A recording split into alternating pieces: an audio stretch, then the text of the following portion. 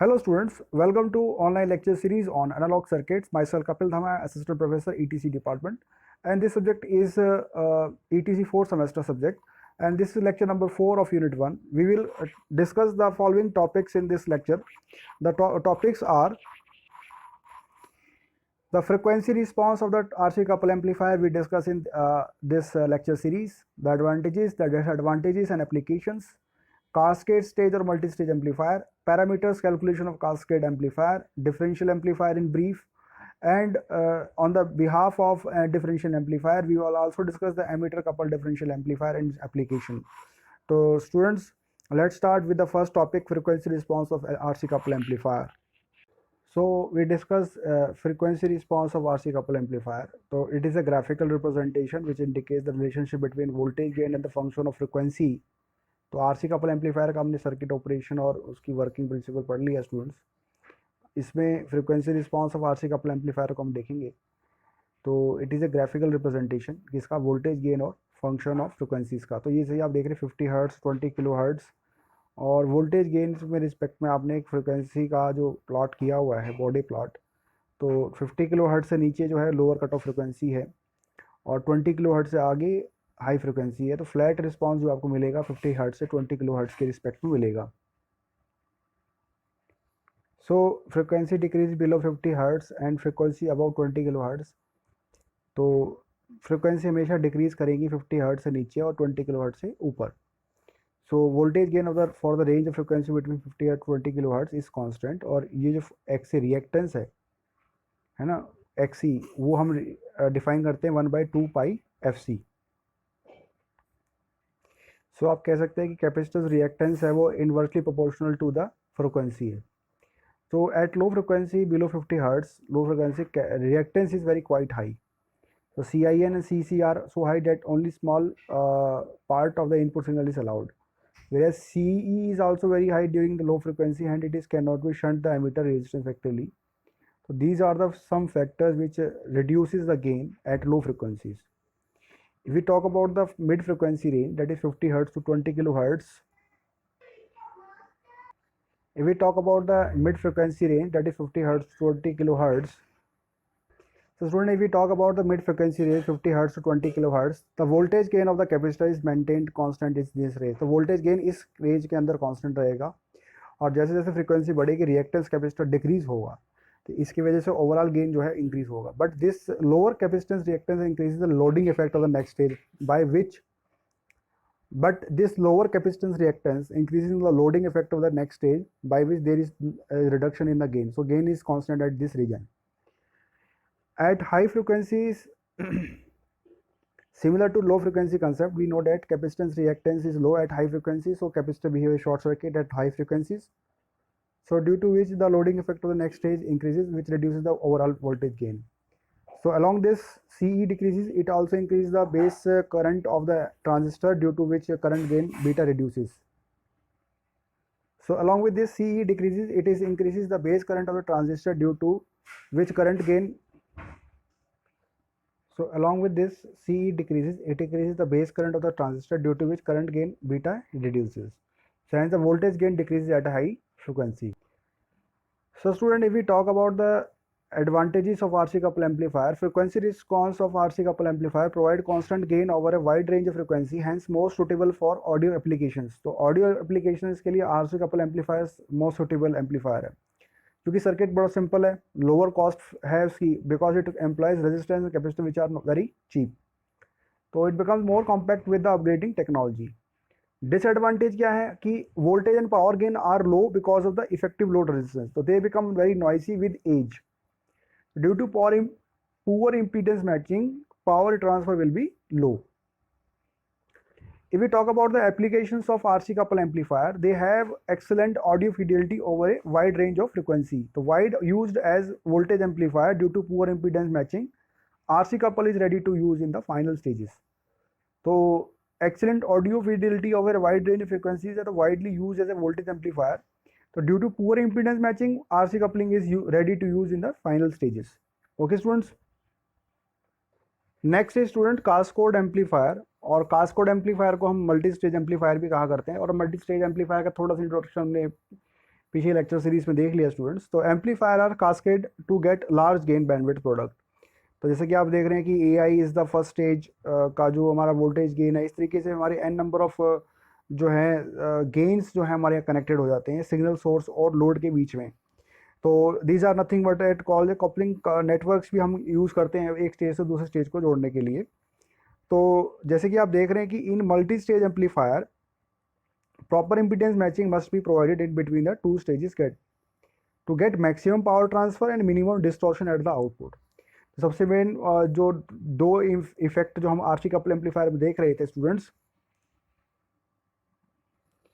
कि maximum power transfer और minimum distortion जो है थोड़ा सा ज़्यादा वहाँ दिक्कत दे रहा था आरसी कपल एम्पलीफायर, जो कि यहाँ मल्टी स्टेज एम्पलीफायर में हमने with the help of various coupling devices हमने ये चीज़ें अचीव करने की कोशिश की। तो in the multi stage amplifier distortion increase with the mismatch. तो यहाँ देखिए मिसमैचिंग की वजह से डिस्टॉर्शंस की जो फैक्टर है वो यहाँ पे कास्कोड एम्पलीफायर या मल्टी स्टेज एम्पलीफायर के अंदर अक्कर हो जाती है। अगर हम बात करें voltage gain of the amplifier की स्टूडेंट्स, तो वोल्टेज गेन जैसे कि AV, तो if n number of stages, तो इनको हम क्या करेंगे प्रोडक्ट कर देंगे AV1 AV2 AV3 dot dot dot AVN। तो वोल्टेज गेन जो बनेगा product of the individual gain बनेगा। और डेसिबल्स में हम इसका इस्तेमाल करते हैं 20 log of 10 to the base 10 AV1 plus 20 log of 10 to the base 10 AV2 and so on. तो डेसिबल्स में हम इस सभी को ऐड करते हैं स्टूडेंट्स, ताकि हम देख पाएंगे कितना हमारा वोल्टेज गेन उस एम्पलीफायर का बन पा रहा है जो कास्केडिंग नेचर के अंदर लगे हुए हैं। If we talk about the current gain, तो n number of stages non interacting are cascaded, तो AI बन जाएगा। तो जैसे आपने AV निकाला ऐसे AI निकल जाएगा। तो पावर गेन कैसे निकलेगा? Power gain is equal to product of the voltage gain into product of the current gain, जो कि हमने पहले निकाल दिया। तो वेरी इजी है। ओके स्टूडेंट्स, तो in multi stage amplifier gain bandwidth product is almost constant. तो bandwidth of the multi stage amplifier का लिखा हुआ है higher frequency cut off band minus lower cut off band, और या हम कह सकते हैं कि WH wide WH minus WL radian पर second.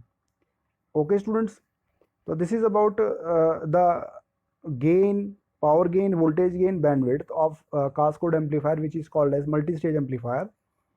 So student, if we talk about the disadvantages of multi-stage amplifier, so it has large rise time or response is very slow. So this is the one of the disadvantages we observe in the multi-stage amplifier. Student, next we have cascode amplifier, और cascode में जैसे कि आप देख रहे हैं कि मैंने एक सिंपल ट्रांजिस्टर लगाया हुआ है रजिस्टर, और एक दूसरे जो ट्रांजिस्टर लगा हुआ है DT से connecting at the register at the collector side. तो CE-CV कॉन्फ़िगरेशन है ये, और FET में ये कुछ इस तरीके से बन जाएगा। जहाँ ट्रांजिस्टर है हमने इसको FET से रिप्लेस कर दिया, और RB जो है वो RC1 बन जाएगा। तो ये CS common source common gain configuration बन जाएगा। तो common base configuration it is refer to as cascode amplifier, और ये भी एक तरह का मल्टी स्टेज एम्पलीफायर है with direct coupling, widely used as a high frequency amplifier. तो input resistance of cascode amplifier equal to the input resistance of the common base amplifier. तो जो नॉर्मल आपके जो RC कपल एम्पलीफायर था वहाँ coupling capacitor लगा होता था एक स्टेज से दूसरे स्टेज को जोड़ने के लिए, जबकि यहाँ पे क्या है कास्कोड एम्पलीफायर में डायरेक्टली कनेक्टेड है एक सर्किट से दूसरे सर्किट में। Okay students,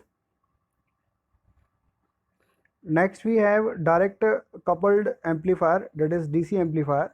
It can amplify a DC signal along with a wide band of AC signals. So due to direct coupling there is no proper DC isolation in between the stages, and therefore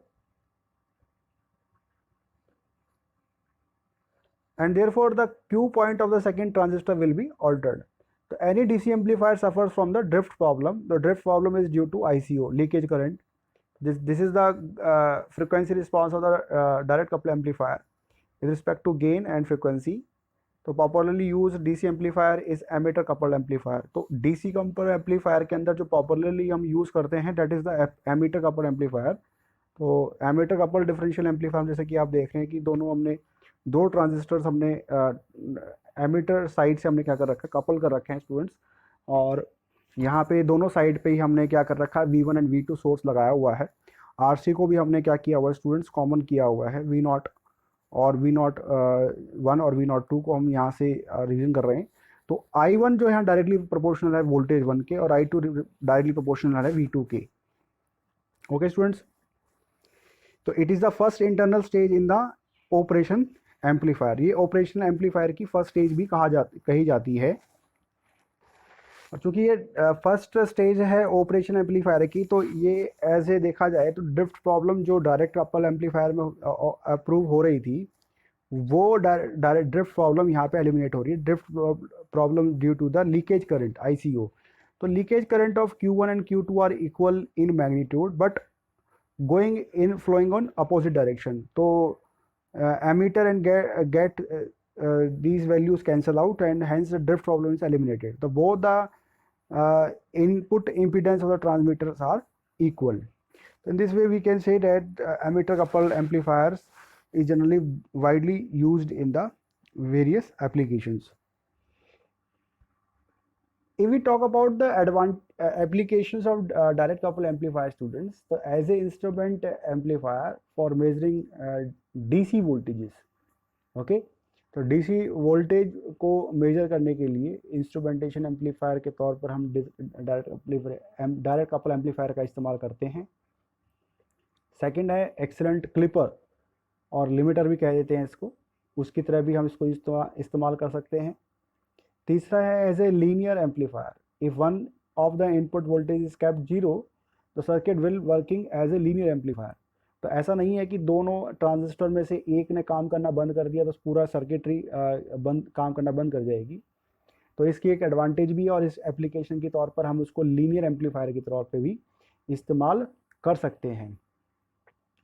second one है the designing of atomic volume control circuit और automatic gain control circuit in designing of receivers by varying IIE and therefore GM is altered। तो GM जैसे हम trans conductance की बात कर रहे थे हम पिछले लेक्चर्स में, तो वो यहाँ बात कर रहा है कि ऑटोमेटिक वॉल्यूम कंट्रोल सर्किट और ऑटोमेटिक गेन कंट्रोल सर्किट के डिज़ाइनिंग जो रिसीवर साइड पर होते हैं, तो वो डिज़ाइनिंग करने के लिए भी डायरेक्ट एम्पलीफायर यूज़ होता है। कैसे यूज़ करते हैं? बाय वेरिंग IEE और देयरफॉर GM को हम या चेंज कर दें।